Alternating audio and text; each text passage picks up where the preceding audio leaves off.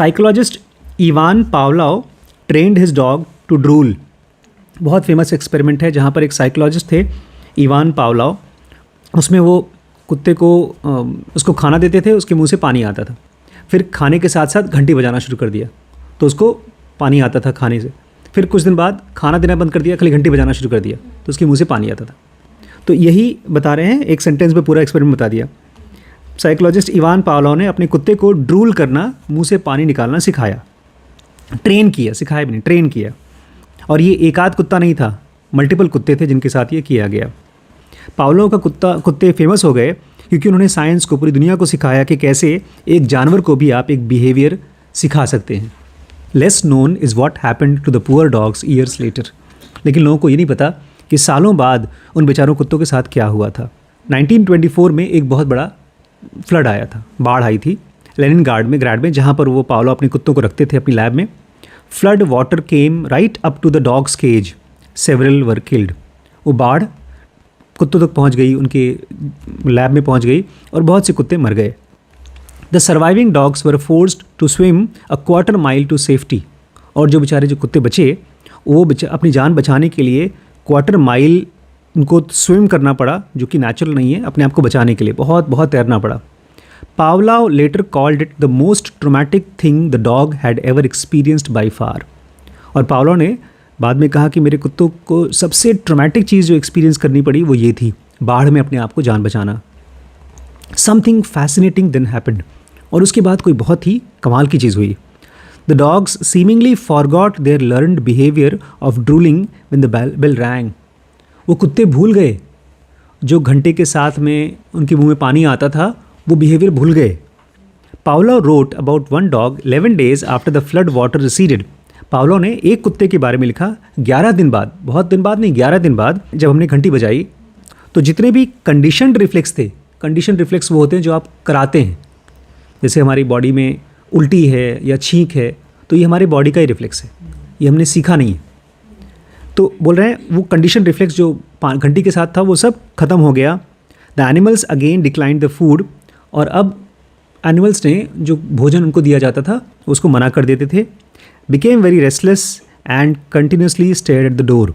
परेशान होते गए और बस दरवाजे को देखते थे। क्यों? क्योंकि वो पानी ना आ जाए, पानी ना आ जाए, बाढ़ के बारे में डरते थे।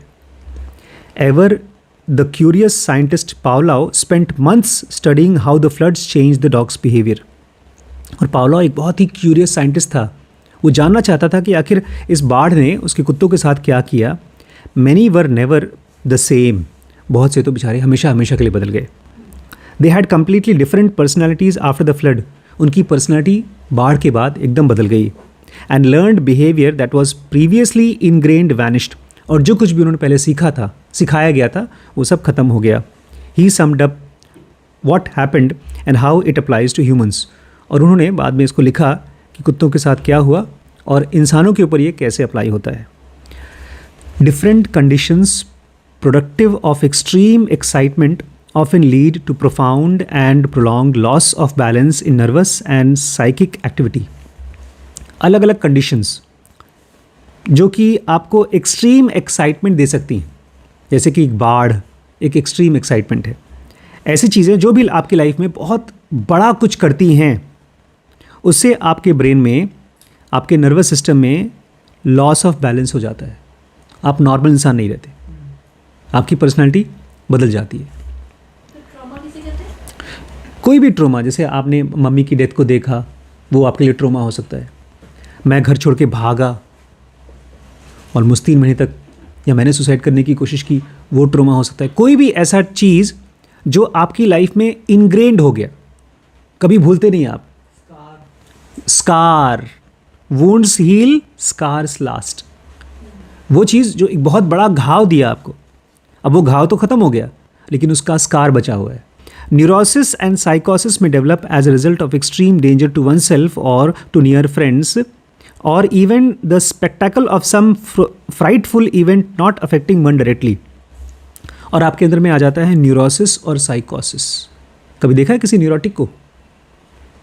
न्यूरोसिस को हम लोग बीमारी बोलते हैं साइकेट्री में, जिसमें कि एक ही आदमी 50 बार हाथ धो रहा है, ताला बंद करके गया है, तो बार बार आ रहा है ताला चेक करने के लिए, उसके दिमाग में बार बार टेंशन हो रहा है, ये आप लोगों को न्यूरोसिस होता है, लेकिन एग्ज़ाम्स के टाइम पर एग्ज़ाम्स होता है तो लगता है ये भी नहीं पढ़ा, वो भी नहीं पढ़ा, फेल हो जाएंगे, ये हो जाएगा, वो हो जाएगा। हम सबको न्यूरोसिस होता है किसी न किसी चीज़ के बारे में। जब भी हम परेशान होते हैं हमको न्यूरोसिस होता है। तो ये कह रहे हैं कि अगर आप किसी एक्सट्रीम खतरे में हो, या आपके नियर एंड डियर्स को किसी को खतरा हो गया हो, या आपने कोई बहुत ही खतरनाक चीज़ देख ली हो, जैसे आप इसके बारे में सुनते हैं इलॉन मस्क के बारे में कि बचपन में वो लोग जहाँ रहते थे अफ्रीका में, वहाँ पर मर्डर्स हुआ करता था, तो उसके आसपास में लोग मरते थे और वो लोग वहाँ से अपनी जान बचा के भाग रहे थे। People tend to have short memories. लोगों की जो मेमोरी है वो तो शॉर्ट होती है। Most of the time they can forget about bad experiences and fail to heed lessons previously learn. ज़्यादातर वो अपने पुराने एक्सपीरियंसेस को, जो ख़राब एक्सपीरियंसेस को भूल जाते हैं और सीखना भूल जाते हैं, जो भी वहाँ पर उन्होंने सीखा उसे भूल जाते हैं। But hard core stress leaves a scar. लेकिन जो बड़े बड़े स्ट्रेसेस होते हैं वो घाव का निशान छोड़ जाते हैं। Experiencing something that makes you stare ruins in the face and question whether you will survive can permanently reset your expectation and change behaviors that were previously ingrained.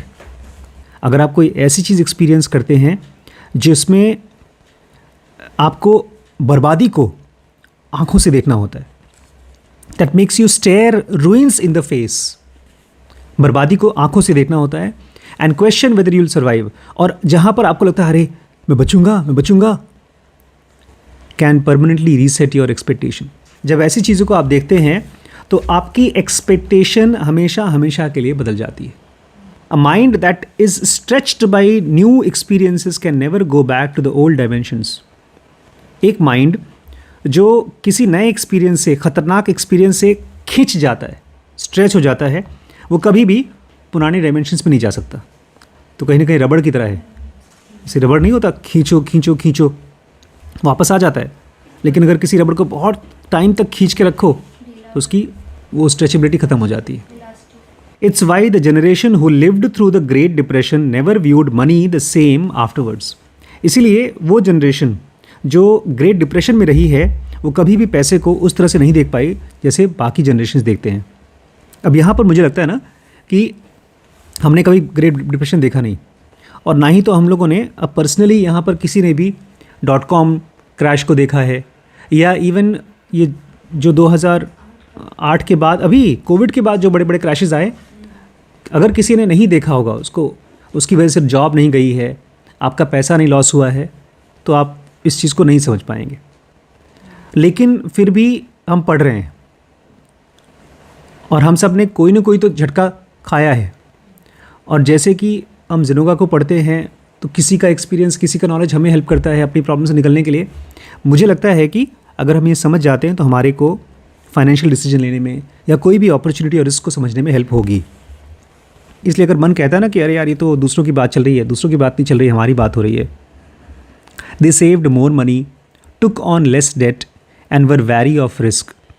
जो भी झटका खाते हैं उन लोगों ने पैसा ज़्यादा बचाया, उधार कम लिया और रिस्क से बच के रहते थे for the rest of their lives, अपनी पूरी ज़िंदगी।